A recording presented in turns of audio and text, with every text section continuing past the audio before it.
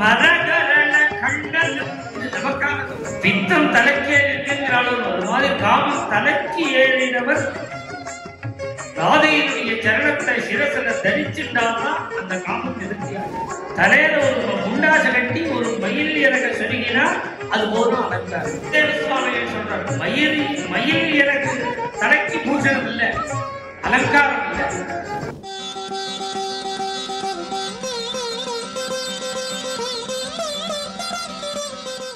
மரகரண கண்டனம் மம சிரசி மண்டனம் தேகி பத பல்லவம் உதாரம்.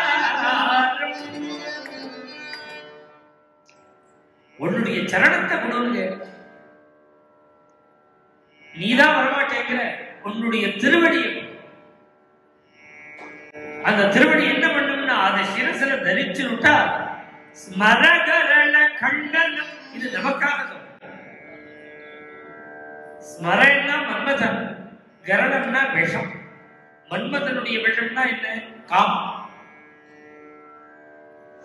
பித்தம் தலைக்கே இருக்கின்றாலும் ஒரு மாதிரி காமம் தலைக்கு ஏறினவர் ராதையினுடைய சரணத்தை சிரசில தரிச்சுட்டான்னா அந்த காமம் நிறுத்தியாச்சு. ஸ்மரகரண கண்டனம் மம சிரசி மண்டனம் என்னுடைய சிரசுக்கு கிரிய வருகம் நாம விபூஷணம் பகுமதம் வேஷாய சேஷைரம்னா கிருஷ்ணகர் நாமம். ஒவ்வொரு சுவாமிக்கும் தலையில புறப்பாடு பண்ணும் பொழுது, சாத்துப்படி சாத்தும் பொழுது தலையில துணியெல்லாம் கட்டி அதுக்கு மேல கிரீடம் வச்சு இல்ல டம்பட் வச்சு எதையும் பண்றோம். இதெல்லாம் வச்சதான் அலங்காரம். கிருஷ்ணனுக்கு என்ன அலங்காரம்னா இது மாதிரி இந்த துணி திரி சுத்தி கிரீடம் எல்லாம் சொல்ல வேண்டும். ஒரு மயில் இறக்கே போதும். வருகம் நாம விபூஷன். தலையில ஒரு முண்டாச கட்டி ஒரு மயில் இறக்க சொருகினா அது போதும் அலங்காரம்.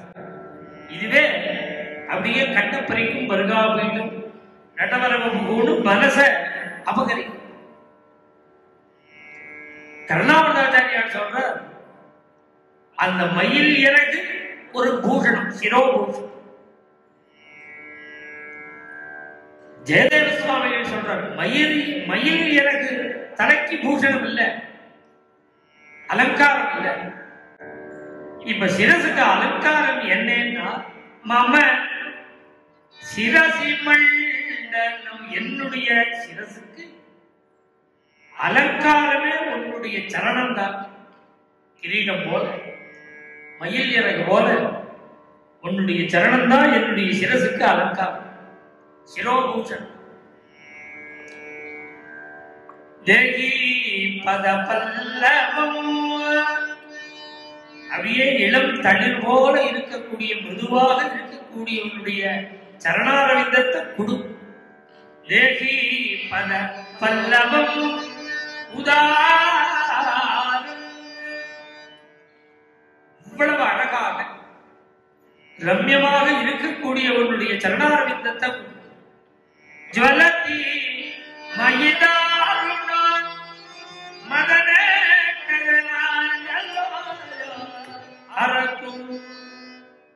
எப்பேற்பட்ட விஷம் ஜுவரம் இருக்கு, மன்மத ஜுவரம், அது அத்தனையும் அது போக்கிடும். உன்னுடைய சரணத்தை கொடுன்னு பகவான் கேட்க. இதான் எழுத மாட்டேன், மனசுல தோன்ற ஒரு உத்ரேட் கற்பனை.